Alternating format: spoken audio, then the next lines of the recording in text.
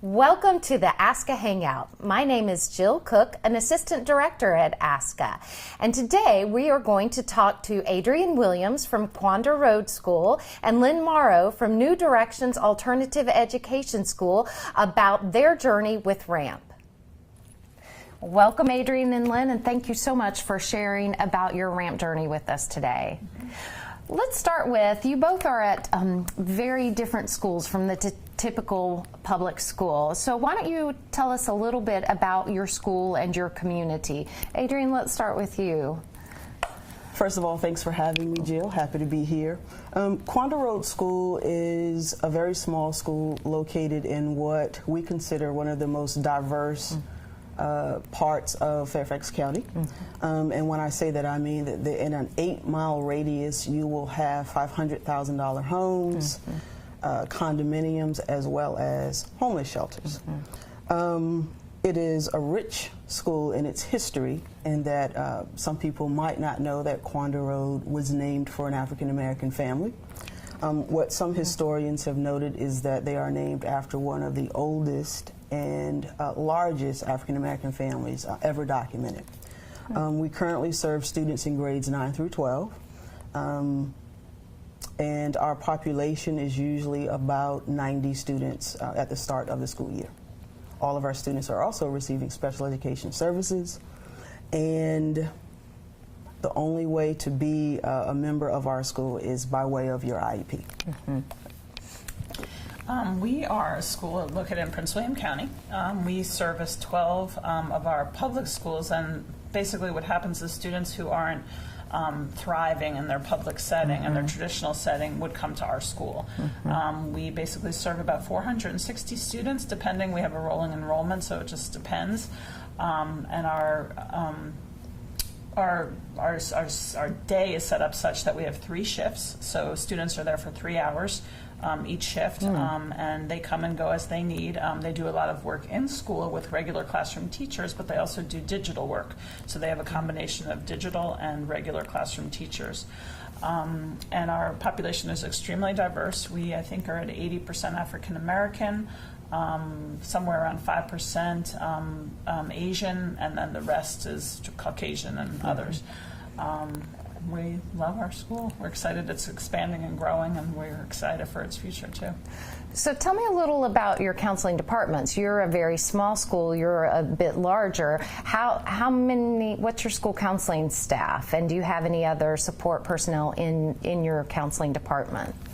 One of the things that makes Quander very different is that we are often referred to as a singleton school, meaning there's only one school counselor. I do not work in isolation. I do work on a daily basis with what we have is 2 social workers and 2 psychologists. We work hand in hand as a group to meet the needs of our students. That's great. We have actually 3 school counselors in our group. We don't have any support staff, so everything we do, the counselors have to do pretty much on their own. But you know, we wear multiple hats. No day is ever the same. It's very exciting. Which I think is a little different for our school, is our counseling group is basically right in the midst of everything. So students can come and go as they really need to. If there's an urgent issue, if there's a crisis, something to that effect, we're right there with them. So it's a great environment to be a school counselor. We actually do real counseling. So your schools both earned RAMP this school year in 2015. Adrian, you for the first time. Lynn, you for the second time. So given the unique natures of your school, and I would guess the high needs that your students come to school with, can you each talk a little bit about how you develop and implement a comprehensive school counseling program to meet the needs of your populations? Lynn, let's start with you. It's difficult for us because we only have our students 3 hours a day, so that has an inherent complexities to it, but planning is the key. Previous to this career, I was an accountant, CPA, so my planning and all that piece was kind of all ramped up, to say the least. So, but that was probably the biggest thing. Before I came, they were doing RAMP activities, so it was somewhat easy. It was just a matter of formulating and packaging it and making it such something that you could actually, apply for. So, but the planning part is huge. You really have to be extremely proactive and make sure you have everything in order prior to the beginning of the school year, and just be ready to go. What about you, Adrian? One of the first things we did at Quander was assess our program. Right. We knew the first year there, I noticed right away we didn't have a mission or a vision statement. So I immediately started there. We also did not have, it wasn't visible, our beliefs. And so the first thing I did, being new to the school, was I started talking to the staff, finding out what the needs were.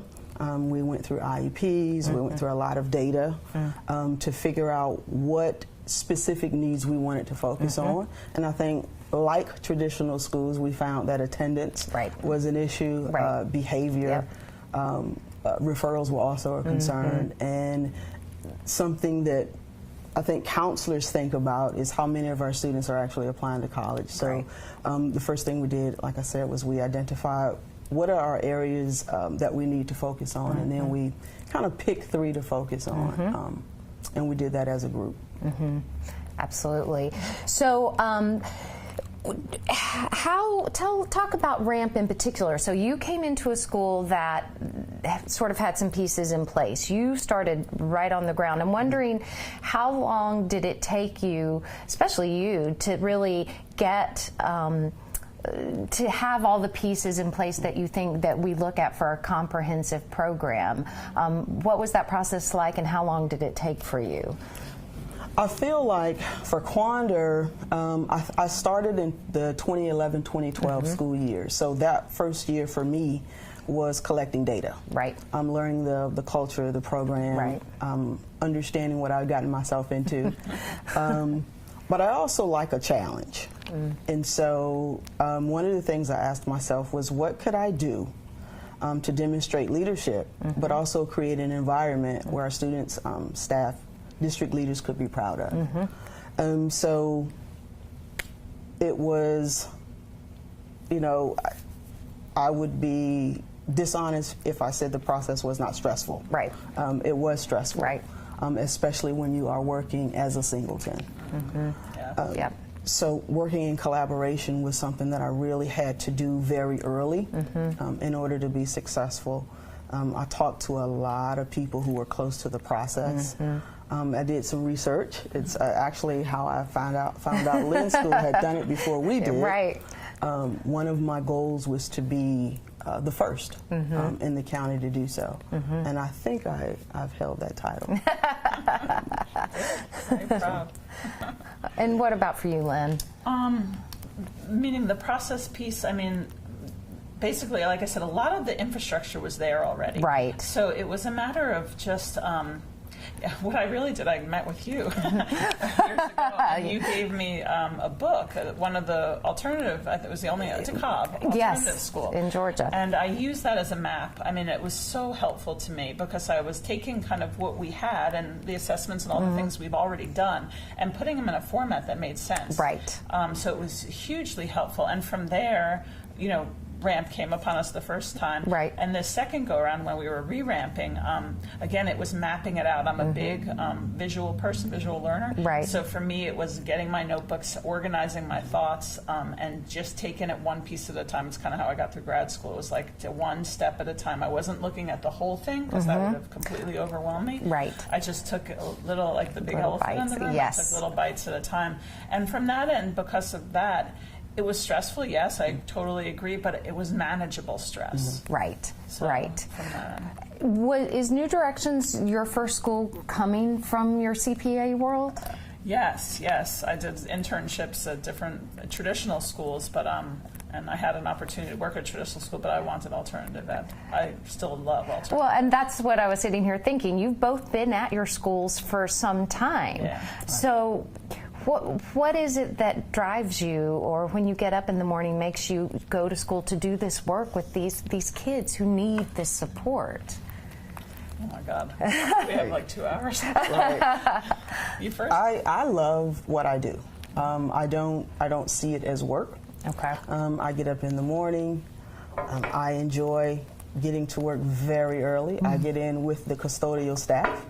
And I leave sometimes with the custodial staff, but it's because I love what I do. I like to stay ahead. I like knowing my students by name and by need, and that means doing the work, doing the research, hanging out with them sometimes after hours, making those connections. I mean, it's similar for me too. I mean, I just love these kids. I mean, I think one of the things is so many people see these students, they call them at risk, but I love the change of at promise. And I, you know, you just give your heart, you know, even halfway, and you make this a safe place. I think you can just do amazing things. These kids, when you think of their resilience, I mean, the hardships that they face every day in their life, and they make it to school, and we don't even have regular school buses. These kids have to travel on public transportation, which is not an easy task. And they make it to school, and they get up at like 5 in the morning to do this, especially our first shifters. I mean, I don't know. I mean, to me, that is just so astounding, and makes me want to be there. And then when at the end, when we have graduation and these kids show up, and a kid who was written off because they didn't meet this standard or that standard, and they're up there speaking to 1,000 people, they're doing, because our graduation is about the kids. They speak, and they're the speakers and the keynotes and all that, and they get up there and they command that. Oh, I mean, that's just, there's no words for that. That's the payoff. Amazing on both fronts. As you've implemented comprehensive school counseling at your schools and sustained it, and as you went through RAMP, were there any surprises about the process along the way that stand out? I mean, for me, again, I think my accounting background, I mean, I did federal grant type work, so process and all that kind of thing was just, it was just kind of more of that, you know, and that I had the mechanical part of it was much more interesting than the other stuff I was doing previously, because it was about people and about, you know, showing what you do and being accountable for it, which is all things that I really believe in. I think you have to show your value today. You got to show what you did makes a difference. So if you don't have that belief, this is a hard program to implement. But if you believe that, I think it makes it so much easier, because you're like, yeah, I got it. This is part of my job. I agree with Lynn. I didn't find any huge surprises. I think if you're organized and you've got the heart to see the process through, you can achieve it. A pleasant surprise would be opportunities like this to share, to talk about our program and change perceptions about what the work that Quander does. So opportunities like this is a pleasant surprise. Absolutely, and as you said when you first were thinking about this, there was one other school in the country, one other alternative school that had gone through this. So one of the things we at ASCA want school counselors out there to know is that all schools can implement comprehensive school counseling and make a difference for kids, and show stakeholders and administrators that what you're doing in these very difficult settings makes a difference for kids. Absolutely. Yeah, I think that's huge. I think one of the great things about RAMP too is that it changes your culture and your thinking. I don't know if you felt this way, like everything I do now I think of, all right, well, what is my outcome and what is my perception data and all these kind of things, these keywords. And, it's part of my culture now. It's kind of who I am and what is at school now. Everything I do has a purpose. You know, it's not just random acts of guidance. You know, I mean, my randomness comes in, and if I'm in a moment with a student, and that's beautiful and a wonderful thing. But what I started with had a purpose, a meaning, a reason. So what advice would you give to a school, whether it's an alternative school or not, if they're thinking about applying for RAMP? You first. Okay, thanks, Lynn. One of the first things I would recommend is I would suggest that somebody has to be the leader. And that leader has to have what I refer to as unwavering resolve. You've got to be mentally strong, physically strong to see the process from the beginning till the end.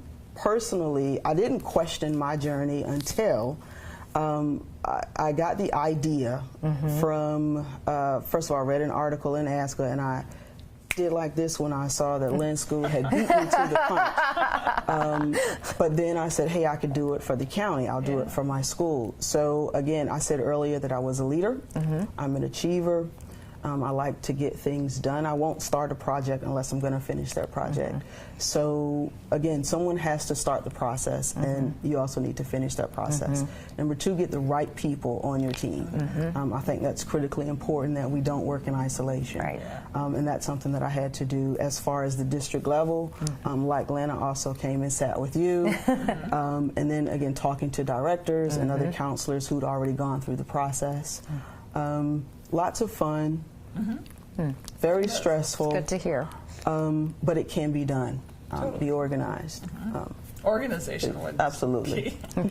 I think another part too is your principal behind you is huge. Absolutely. Like, I have to give hats off to my principal, Mr. Eichhorn. He has been a supporter of this program from the beginning. He even came Yes, and he visited did. with you too, and he believes in it. He believes in accountability. That's huge. You know, other than that, you were asking about challenges. Was that right? As well, yeah, absolutely, too.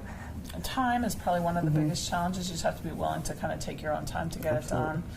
But other than that, it's kind of full steam ahead. I think you have to market it too. I mean, part of your job is like you're a marketing person, and to create the school culture that you have to have, because it's not a sole process, you know, where you do this on your own. Right. I mean, I collaborate with teachers. They're part of it. You know, I mean, you got to be upbeat and positive, and not be like, oh, this is, you know, such a bore. You know, this is cool. This is something, and have the buy-in. You know, like educate people. That's right, absolutely, and using the advisory councils as a way to do a piece of that work. Absolutely. Well, Adrian and Lynn, thank you so much for sharing today about your unique settings and about how you have really championed comprehensive programming and RAMP in your schools. Thank you. Thank you for having me.